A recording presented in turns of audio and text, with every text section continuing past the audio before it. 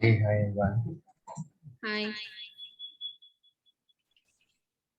Let's get started. Just a second. Amit, I have a question on NumPy. Sorry. I do have a question on NumPy. Can you share my screen? You want to share your screen? Yeah. Yeah, please do.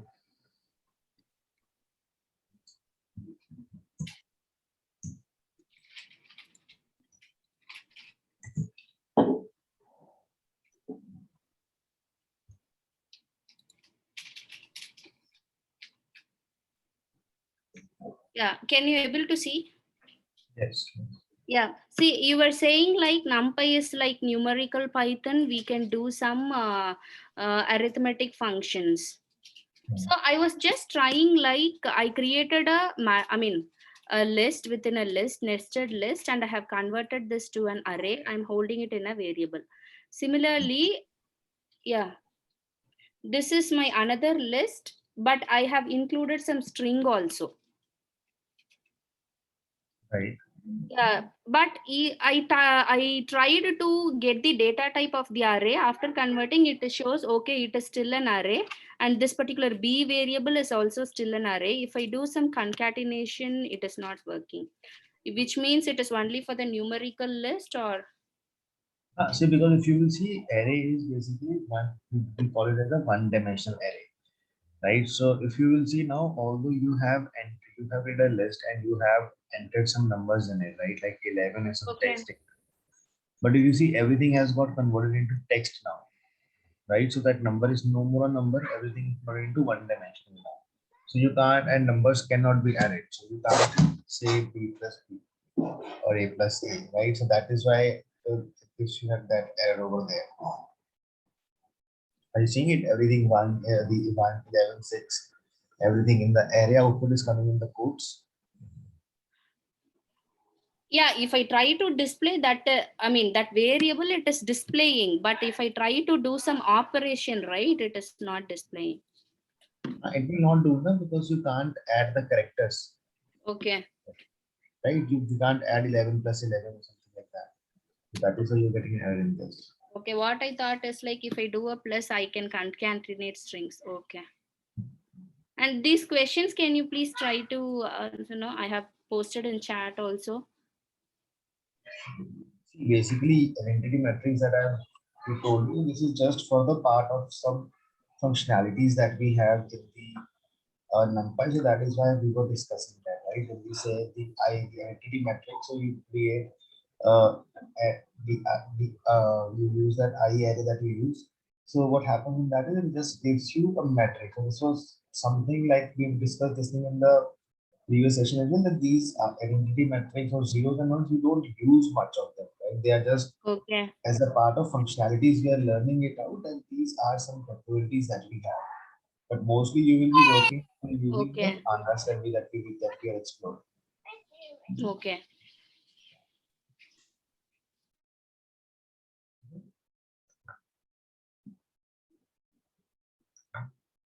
In any of the sessions, you'll be explaining the scope of variables or Scope of variable, I'm talking about that uh, the functions basically.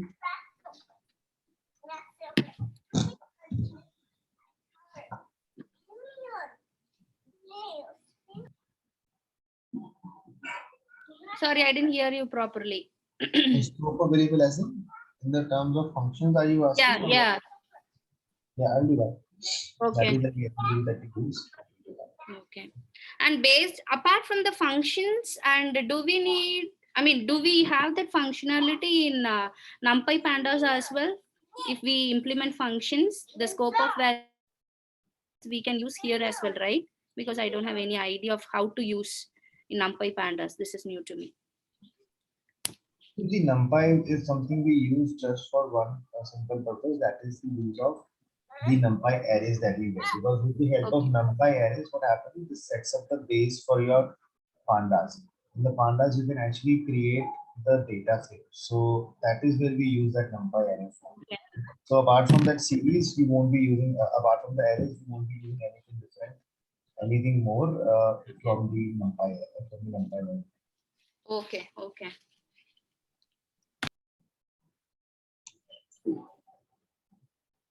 Amit, you shared assignments with us for methods and function. Can you, I posted in the chat window. Can you explain how to do that? Write a Python function to check whether a string is pangram or not. That's good.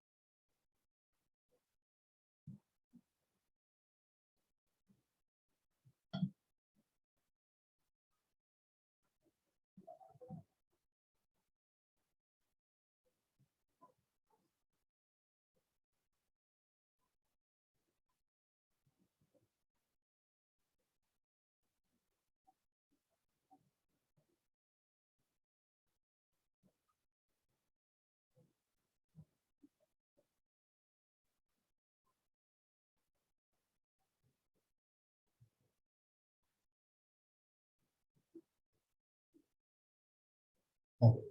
See, here's this is the question that we want to do.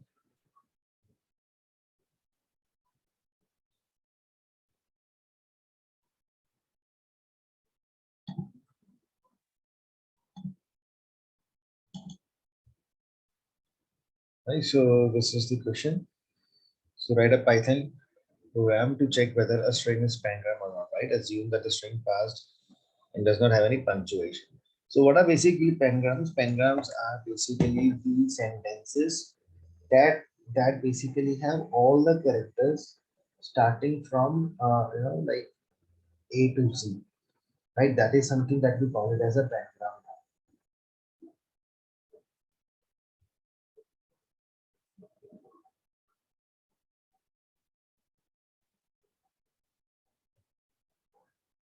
Okay, so we need to understand that how we actually find those. We have to write a function basically that gives us that tells us whether that is a pangram or not. So anyone who has tried this,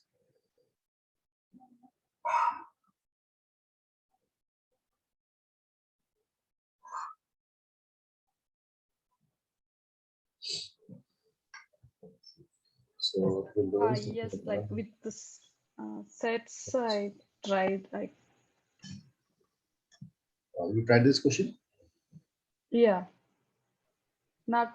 I mean, I'm still not getting output, but still I tried. Yeah, with I'm comparing two sets with alphabets and the sentence which they have given.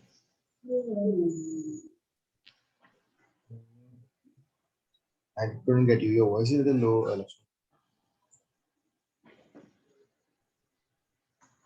So maybe I'll just try to help you. So basically, what we will have to do is we'll have to use a string module over here.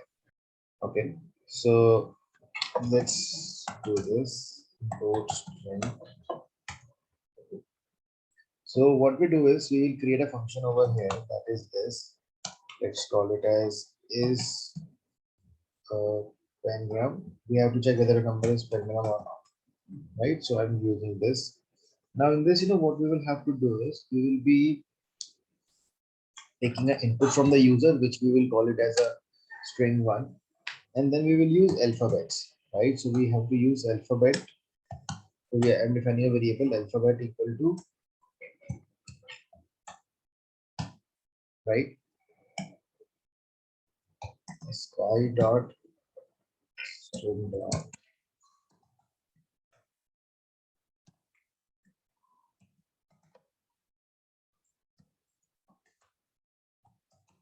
Right. So basically what this does is that is like sky lowercase is basically every data has a sky code.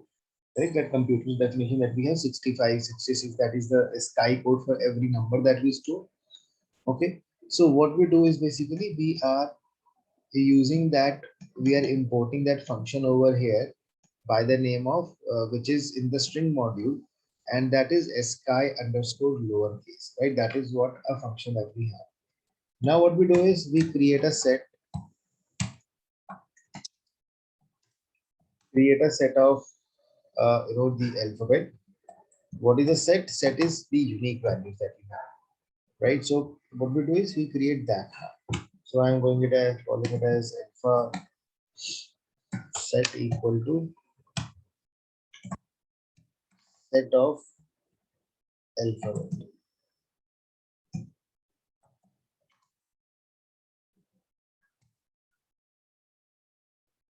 Okay. Now what we will do is any string that a person passes, right? Any string that a person will give as an input, we will have to check that whether that is a pengram or not. So what we will do is, first of all, we will simply remove spaces from there. Remove the spaces from there, so that we are only left with the text data. Right. So what we will do, we will say str1 is equals to str1 dot replace, right? We are going to replace the space with nothing. We do that, right? Then what we will do is we will convert everything into lowercase. So we will say str1 dot str1 equal to str1 dot lower. We convert that thing into a lowercase, correct? That's it. So we convert all the data. So for all the lowercase data set, we have already exported all the the sky values as well. Now what we do over here is we come over here, and now the only thing that we will do is, after we convert into lowercase, we just have to see that whether all the values of this, what we do is we just make this str1 equal to set of str1. We are just grabbing all the unique characters out of it, correct? And now if we see that return, just the comparison, that str1 is equals to alpha set.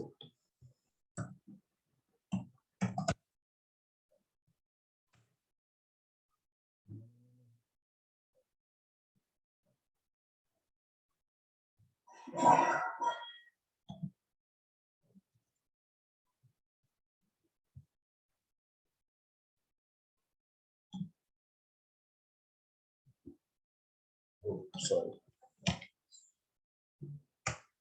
right? So the function we have done is okay.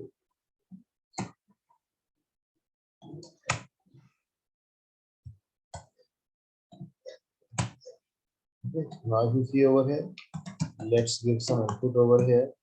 So you know that input is, it was given in the question only, right? Like this. The big brown fox jumps over the lazy dog. Okay. So if I put this up over here, true. So I mean this is a pengram. See what we have done over here is we will try to see. I will just explain it again to all of you now. So what we are doing is we are using this function, importing a string model, right? So we have a string model which will give us some string functions now.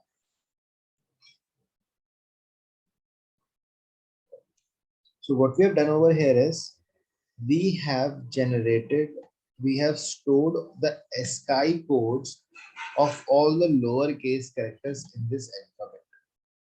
Okay, this is a variable that we have declared in which we have stored all the, basically the the ASCII code of the lowercase character, right, from A to Z.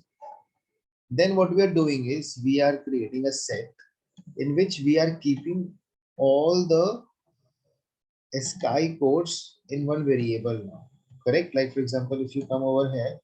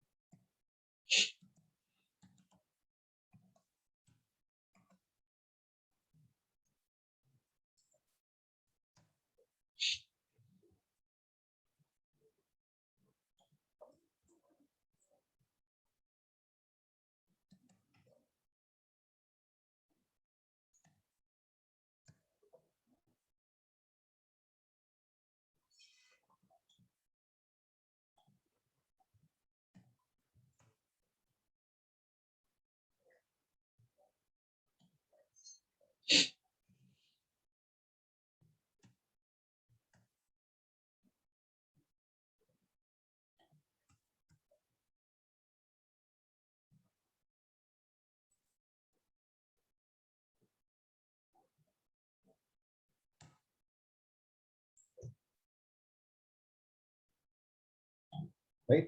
So what we have is what we have done over here is what we do in this is basically we store all the ASCII codes of every character. Then what we are doing over here is the string that we have loaded, we are converting that into a lowercase. Then what we do is basically we just compare the two things, right? Because if the two things are valid, and how does the set works, right? Because if you say you have set of, you say you have set, and this you pass a list of 222 111, right? Oops.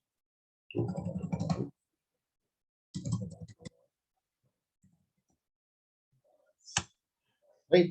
So set is something that stores the data in a sorted way. Correct. If you know that set is something that stores all the data in a sorted way.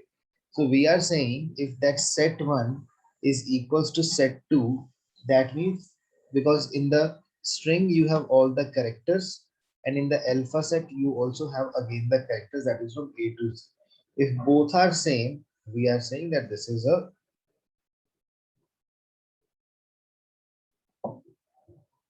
we are saying that this is a pangram. Shweta, is it clear how we have done this? Yeah, yeah, it's clear. But how should we know which model we have to import? Whatever what's important models are. Is there any Uh, list or something like that? So that is also some like this ensures given at this look at string module. Yeah, So you'll have to just go a little bit over here and we'll have to try this something. Some hints were given over there because Python is definitely very wide, right? So yeah. there are sometimes you can also always Google it out, right? What can be the worst possible answer in that case? You can try to find that out. Actually, there is a solution for this one in the Google also, but I didn't understand. That's why I asked. Like for example, if you see now, these are some the functions that you get inside that the the string module that you have. You have ASCII letters, which gives you all the letters in uppercase and lowercase. And if you say only lowercase, it gives you the characters in the lowercase, right? If you use uppercase, it only gives you the uppercase. So this function is something that was used. Yes. Hmm.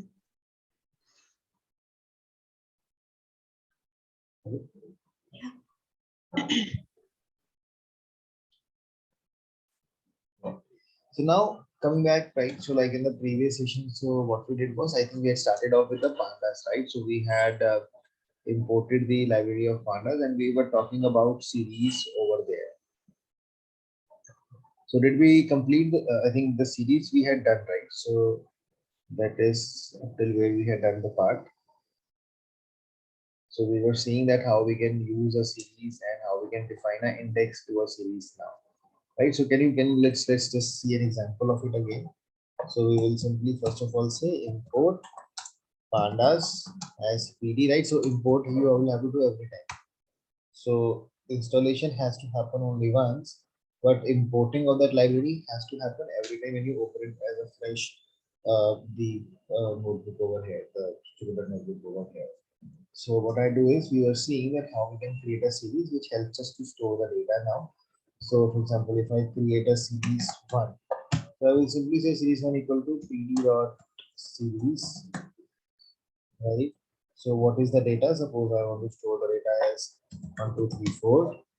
And over here we can define the indexes, right? So we can say index equal to, so you can give the labels for them, right? Otherwise by default the indexing starts from 0 and that will be assigned. Like for example, if I run this, so your series 1 is created and you can see it, right? 1, 2, 3, 4, the values are stored and there is the index number also that is being attached to every value.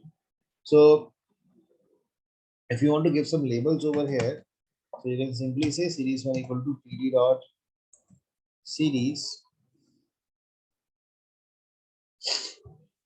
and while creating this you can give and you can give some labels also. So you can say that index equals to, right? You want to give the index as India, US, UK, right? So you can define the same thing with labels as well. This is what we call it as a series now.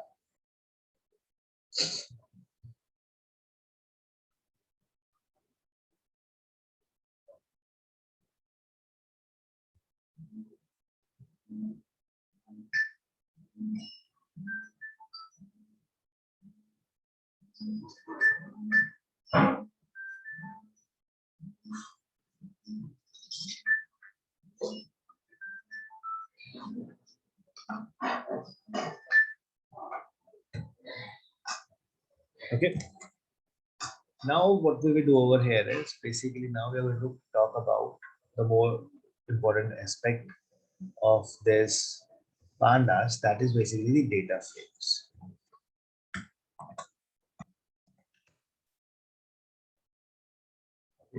Now data frames are basically more like the, I will say they are like the, in R you have the data frames, they are something exactly like that, the data frame that we are going to talk over here now. So what we will do is let's import NumPy also over here because we will be using that out.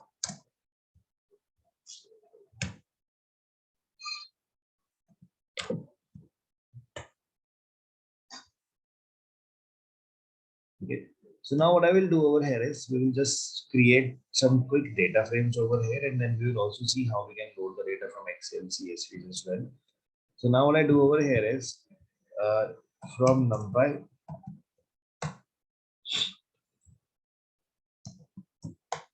right? From NumPy dot random. So I will import a function, import random n, right? Random n is it gives you random numbers now. So what I would like to do is if I say np dot random dot seed, so we are just seeding the numbers. Seeding means that the numbers that we are generating, the random numbers that we are generating, they should not keep changing. Correct? That is something that we want to do now. So maybe if you don't want to use it, you can also skip that part. But I'll just putting it up just for the understanding purpose. I'll just tell you again, right, what I meant over here. Let's create a data frame over here, right? So in order to create a data frame using pandas, right, we have a function itself that is data frame. So I will say pd dot data frame. Okay, I'm going to make a data frame over here, and over here we are going to use a function that is random n, right? This random function. This is going to generate some random numbers for us, and I'm going to generate the random numbers in the form of a matrix only. That means 5 rows, 4 columns. Okay, so if I run this,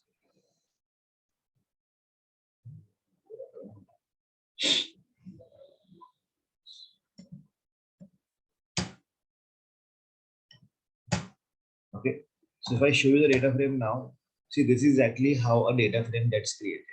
So you have 5 rows and 4 columns, right? What I have done is I have defined that I want to generate a data frame with random numbers where I want to have 5 rows and 4 columns. Okay, so you can please all try this.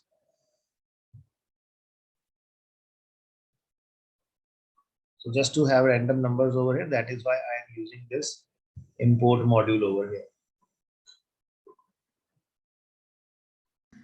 Can you please explain that seed, why we are using that? this random.seed, see basically what happens now is just show you.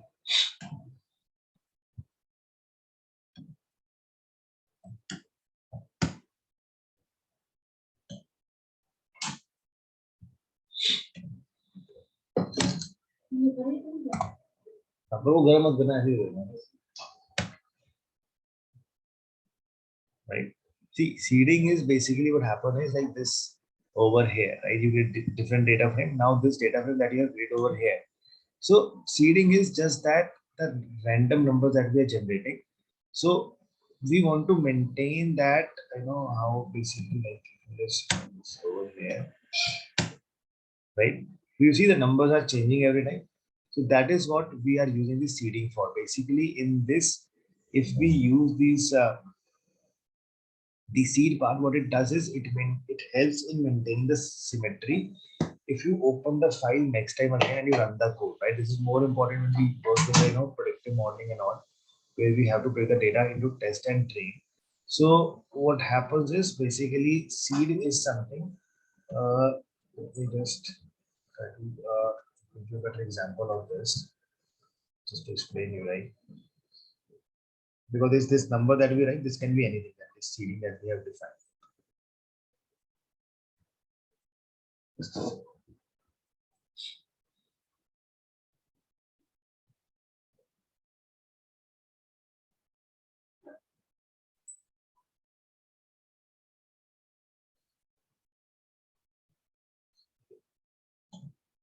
See, so basically this you see over here, this seeding that we do. So this is more like, you know, like what happened is like, if I'm running the same code on a different machine, correct? Like, you know, generally for the purpose of like, if I'm showing a demonstration and we want to have similar set of, you know, the numbers to be generated across all the machines, we use seed over there. So we can generate same numbers, right? Same numbers on multiple execution. That is where we use the seeding for. The same set of random numbers to be generated on multiple execution. That is why we define the seed. And when you write some number over here, what it means is that it gets linked to that. That for 101, these are the set of random numbers that have to be generated. For 102, these are the set of random numbers that have to be generated. So that is why we use this seeding. Getting it? So same set of random numbers to be generated every time. We use seed functions for that. Basically, when we are using for the next time, 101 we have to use for getting the same numbers. Same set of numbers. Same. For the Okay. random. Oh, okay. Yeah, got it.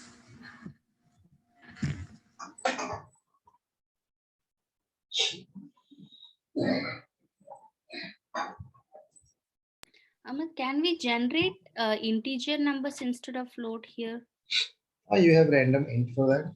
No, I tried. I'm getting an error. No, I don't know how to use that rand int here.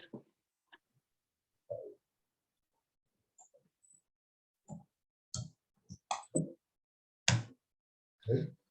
So you can. So we actually have to give a range over here. You know, basically you have to define that you want to have random integers. Suppose now you say you want the random integers between 1 to 100, right? So I can just show you first that how it works. If I say random int, so you have to define the low and high value between 1 to 100. That is how it works basically. So it gives you 96 as a random integer, right? So that is how the random int is used. Okay. So now because in the random int, it cannot give us the complete array over here. So that is why we will have to go with this random function that we were discussing. Okay. So I'll just simply say random n 5, 4.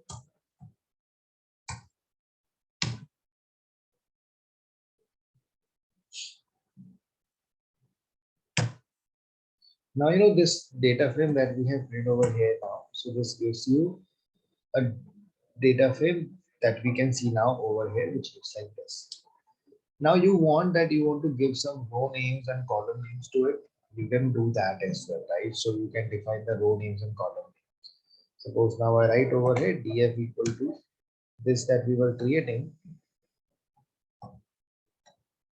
If you want to define the row names are defined by index, right? So you say index equal to whatever row names you want to give, right? You want to give the row name as A, B, C, D, E. Suppose these are the row names that you want to give. Okay, because we have 5 rows, so I've given 5 row names. If you want to give the column names also, so you can use column equal to, okay. So you will use W, X, Y, Z. So you can use this also. Column equal to W, X, Y, Z dot split. So I'm just applying a split function on this to split the data. Okay.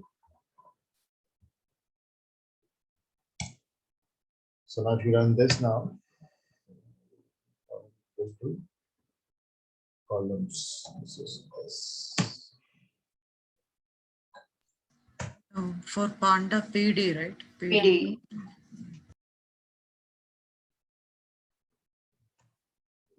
You see now data type.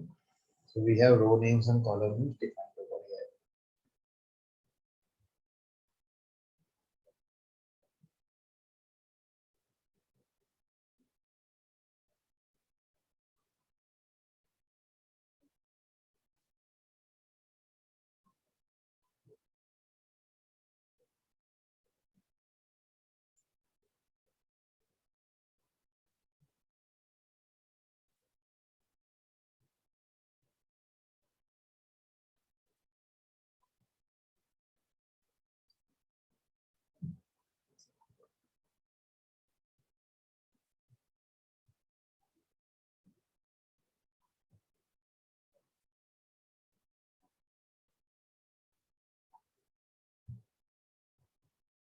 Now, like if you remember, we used to work with the selections in uh, the R, the data frame that you have.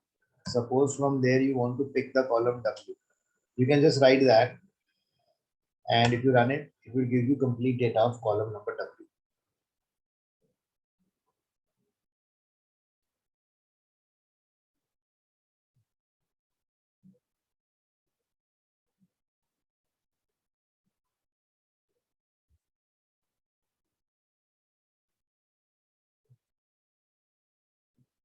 Amit, index equal to, you gave ABC. These are the labels for rows, right? Right, right. Okay. Can I give in the same manner like dot split of like you give for columns? Yes, yes.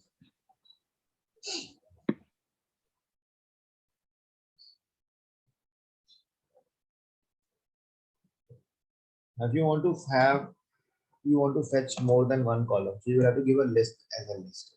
So you want to have W also and X also, so you can write both of them, and you can generate 2 columns also in the output.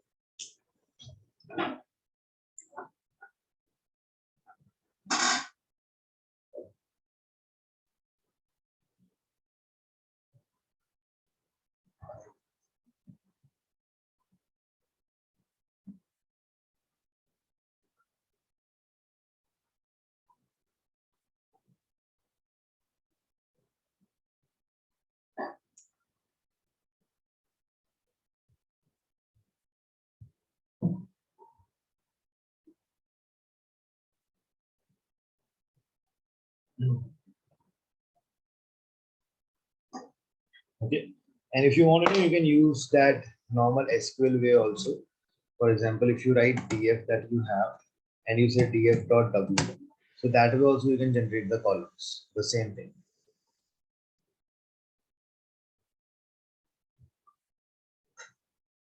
But it is not recommended. You should always try to use the way we have used over here. This is the more is a preferred way. Then if you want to add a new column, right, you want to create a new column, suppose you can very easily do that in this data frame. Suppose you say you want to add a new column, you are saying define you call it as new column, you will say df new is equals to df w plus df y, right? So you will see now new column would have been added over here.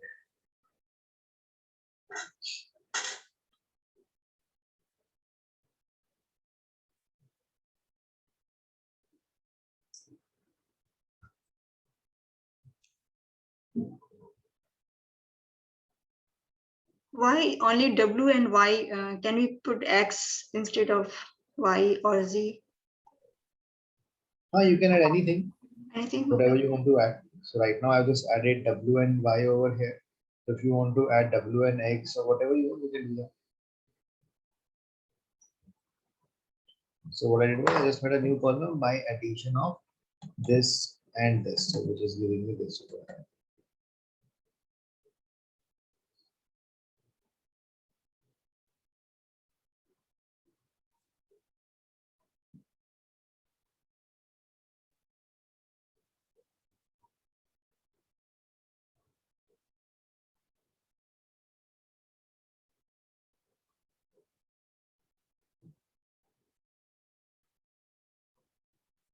Okay. And if you want to remove a column, so we have a function called drop. So if I say df dot drop, right? So I'm using drop over here, and you specify the column. Suppose you want to drop the new column. Okay, then you also have to specify x is equal to 1. Axis means row or column, right? Do you want to remove a row or a column? For row it is 0, for column it is 1. Because you can have row and column both the same thing with the same name. So that is why we have to specify x is equal to 1. That is, you want to remove a column now. Now when you drop a column, so what happens is it shows you the output, but it has not dropped it. Right? So it has not permanently removed it. It just shows you the output over here. If you will check the data frame again, so the new is still there. If you want to remove it permanently, what you actually have to do in that case is you will have to say df dot drop. Okay. So when you say df dot drop and you specify that column that you want to drop the new, x is equal to 1. So you will have to say in place equals to true. So when you say in place equal to true, that is when it will be permanently removed. If you check now it is gone.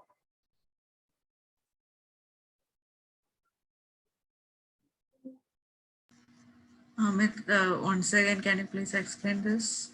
Removing one. The dropping a column. Yeah, dropping a column. So what we do is if you want to drop a column or a row, anything. So what you do is you say df dot drop, whatever is the name of the data frame dot drop. Then you give the name of that column. Okay. In that you have to specify x is equal to 1. So basically there are two type of x's that you have.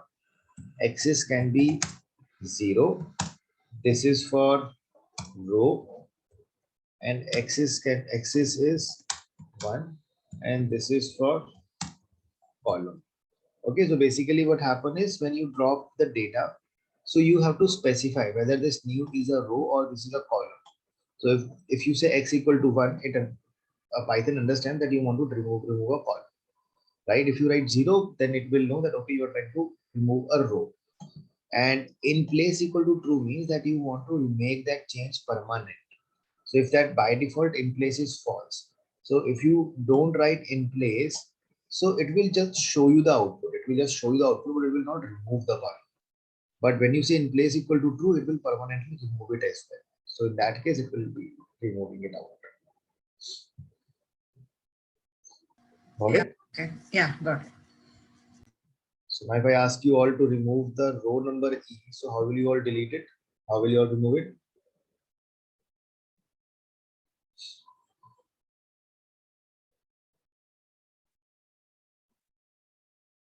By giving the row name as C and axis as 0. Correct. Right. So X is a 0. Amit, you showed us how to add a column and how to add a new column. If I have an array of list, if I want to add that particular values as a new column or row, how can I do that? So you just have to pass that variable over there. You Mm-hmm. just assign that variable df that the column that you're adding, so you just pass that array inside that. Okay.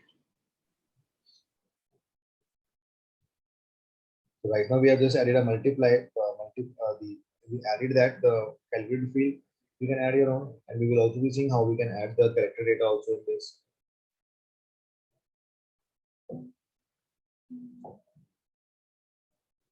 Can you show me just adding a row with simple value?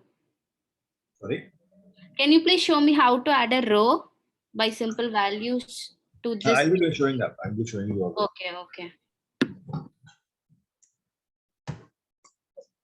So now, for example, we have seen that how you can select the column, right? So column was simple, right? You just have to write the data frame over here, and you give the name of that. Now, if you have to select the rows over here, right? So like, how do you select a row?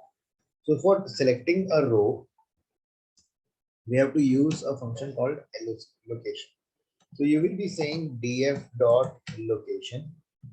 Okay, you say this, and you pass the name of that row, right? So if you say A, so it gives you the complete data of row number A.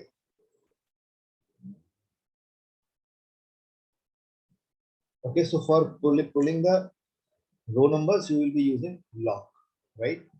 Dot loc, or you can also use df dot index of location. In the index, you can pass the index number. So if you say 2, it gives you this data, right? So you can use location, either the address of it, or you can pass the index number also of this.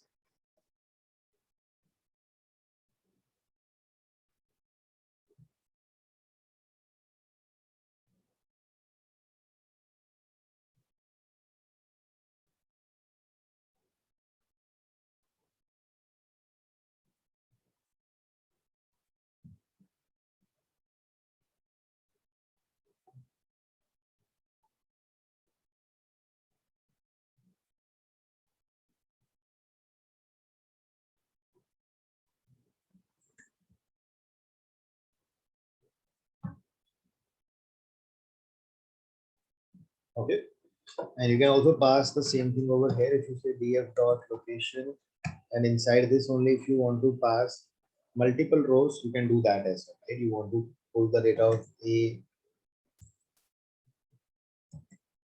and B, you can do that. Okay, so it pulls the data of row A and row B.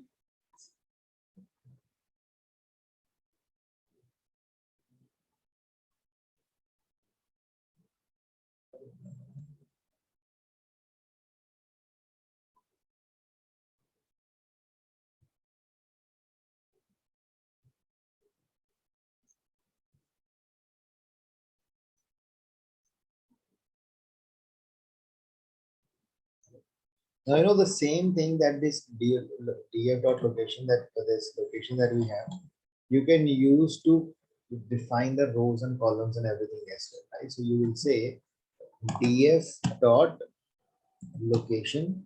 If you want to say that you want to have the row numbers, row as A and B, for the column number, you can pass the column also. Column, suppose you specify X and Y. So you can fetch that as well. You can specify row and column as well. All the things in this.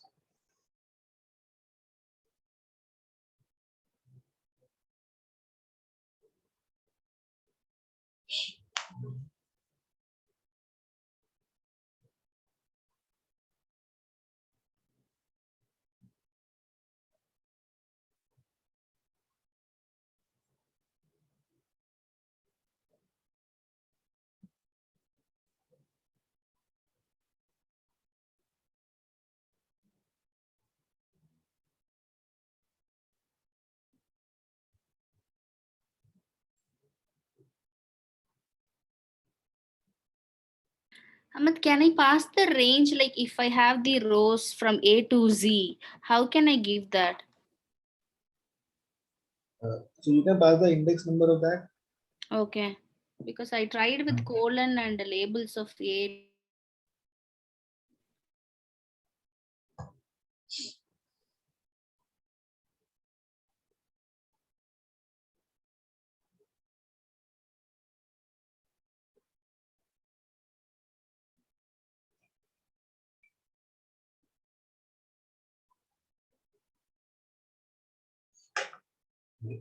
Now, similarly, if you want to drag the columns, right, so based on a condition, right, so you have a conditional selection as well. So if you pick that up on a conditional selection, so you can go with that also, right? So for example, if you come over here, so conditional selection. Suppose I am saying that in the data frame that I have, I want to pick all the values that are more than 0, right? So it gives you right now in the output in the form of true and false. Just like in the R we learned, so if I say data frame df greater than 0, so it will give you only those things in the output that are greater than 0, and wherever the value is less than 0, it turns that into any value.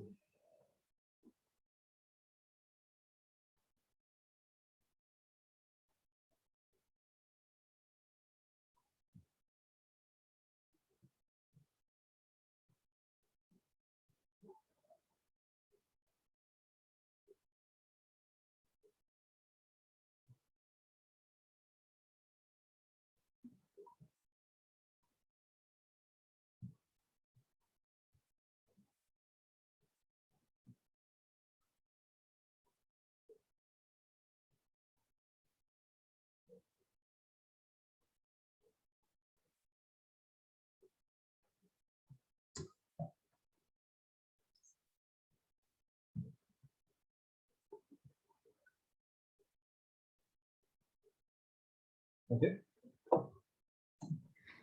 Ahmed, do I need to give like that? DF dot ILOC of those range, or If you're giving the index in the form of numbers, then you use ILO. And if you're using normal, the column name, then you will use location. because I'm getting the invalid syntax error if I try like this.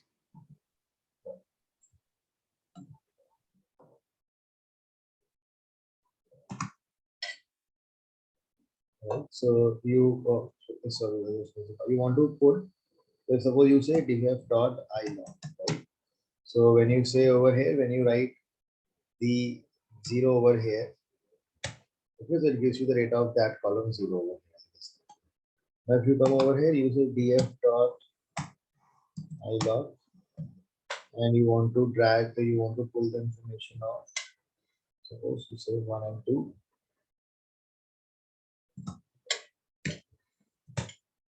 Right, so this is 1 and 2 over here, and you want to have 1 is to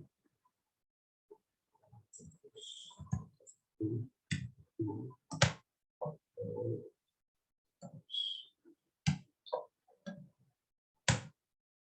Yeah, likewise, I'm getting an error. Try with single brackets without double brackets. that is 0 to this.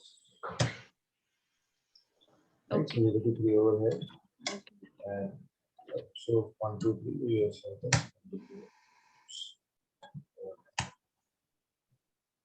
Okay.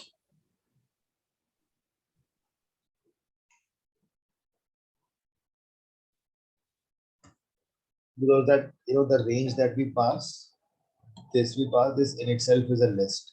So we were doing it list in a list. That is why I'm studying about. Okay.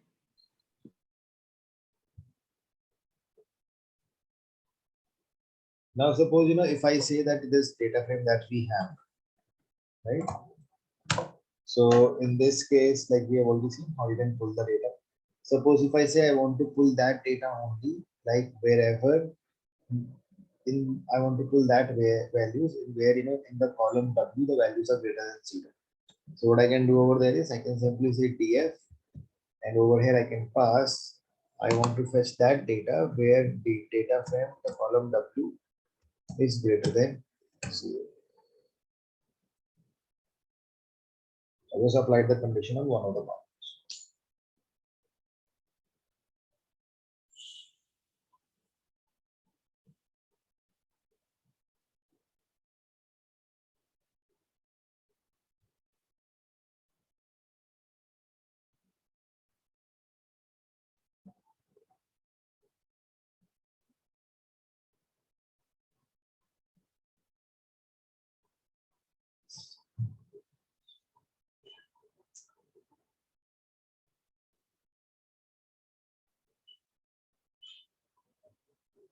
Amit, what is the abbreviation for NAN? NAN. That is not available values. So basically NA, it comes as NA in the basically your when you talk about this Yeah. so that is defined as NaN in this. That means it's just a not available value. Okay.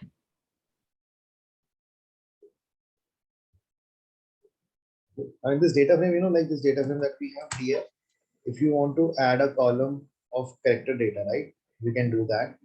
Suppose I want to add a new column in this. I'm calling it as data frame. Let's call it as countries. Countries equal to, I give some country names over here, right? So we have to give 5 country names. I give India,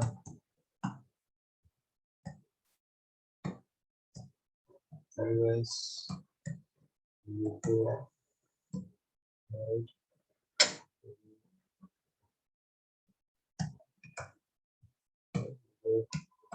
Philippines.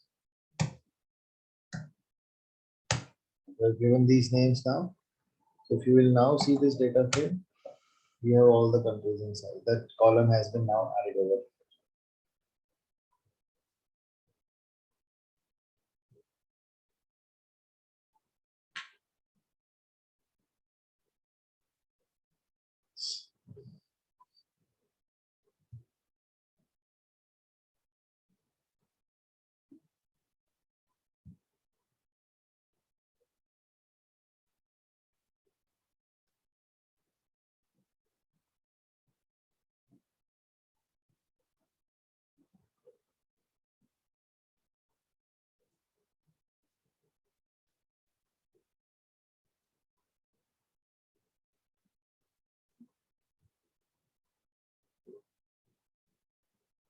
Right, Arvind?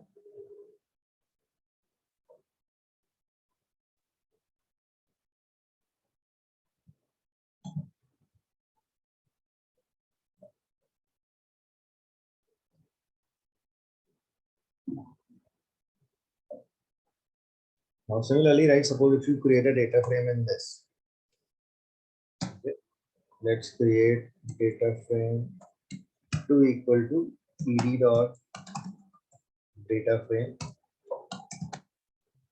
Okay. And in this data frame, suppose I'm defining a dictionary, right? So using dictionary, I'm just defining the data that I have A, in which I am assigning the values as suppose 1, 2, and np.nan, right? If you want to define something as blank or NA, we have this np.nan. This is something that comes from NumPy library. Okay, so I am making A, we have B, which I am defining it as suppose 5, np.nan, and the other also np.nan. I just ping you also if you like. I'm just defining the blank values inside it. That's it. And we have C, which I'm defining it as 1, 2, 3. So this is a TF2 that I have created. So there are a lot of blank values that I have defined in this. So what you can do is basically you have something if you want to, how do you work with missing values is, if you simply say that from this data frame 2 that you have created, you want to drop the NAs. So you can do that, right? So you will see it has now shown me the output where the NAs, all the NAs are now dropped. any row and column, if the NA is coming, so row wise those data has been now removed from here. Row wise the NAs have been removed. And if you want to check the same thing column wise, so we know that, right? How we do that? Drop NA. And you now say X is equal to 1.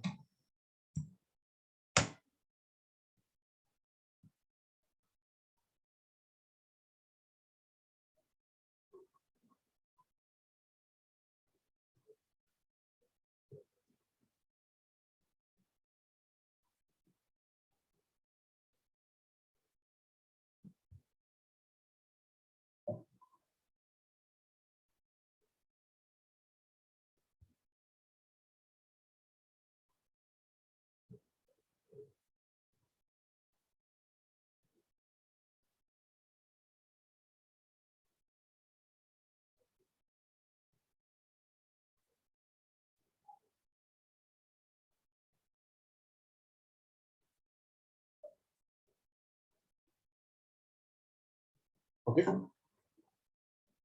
Now, similarly, if you want to come over here and you want to, replace the missing value, so what you can do over there is like this df2 that we have. If you say over here, df2 dot fill na.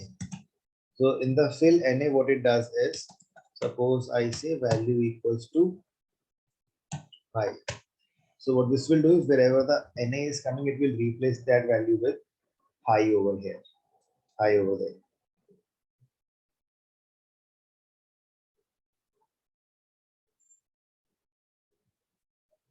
Okay, so a quick way to treat some missing value that you may have in your data.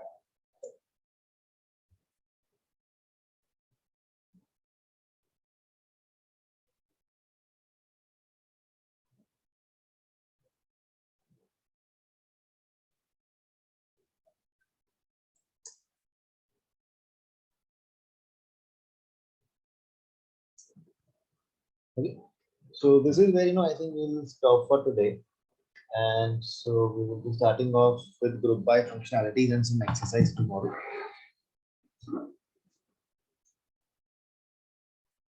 Slicing and indexing are same like like here for pandas.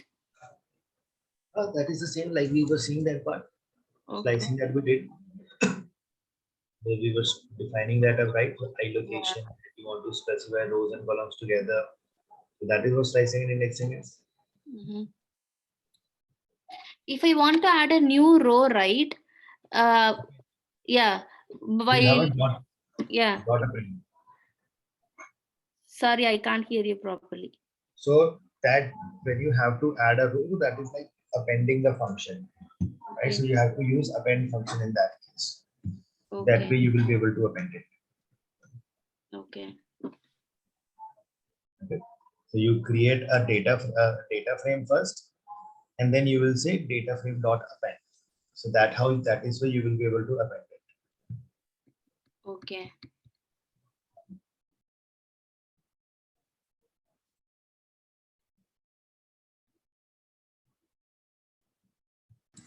Amit, in drop NA also, if we want to drop it permanently, we have to use that in place equal to true. Yeah, in place equal to true. Okay.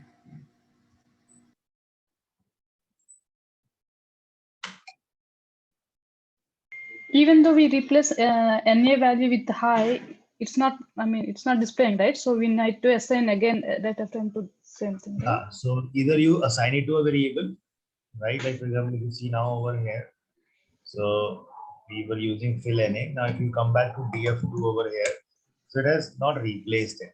So you can assign it to a new data set if you want, or you can overwrite it. So that is how you can do it. So you say df2 equal to this. So then it will make that change permanent over. Yeah. Okay.